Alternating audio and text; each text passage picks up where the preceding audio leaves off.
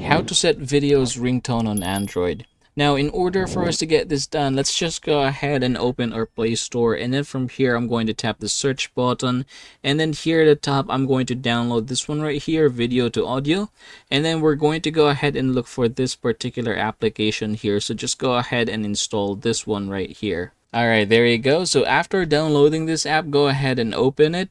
Now, after opening it, we're just going to go ahead and click video to audio right here and then allow this one. And basically from here, you can go ahead and select anything that you want to upload here. So I'm just going to go ahead and try here the first one. I'm going to click this one right here. Okay, after opening it, here we are. Now, we can just go ahead and click this one right here. So we have different formats here. I'm just going to choose MP3. And then for the bitrate, 128 CBR is going to be okay. So from here, tap and convert this one just like so.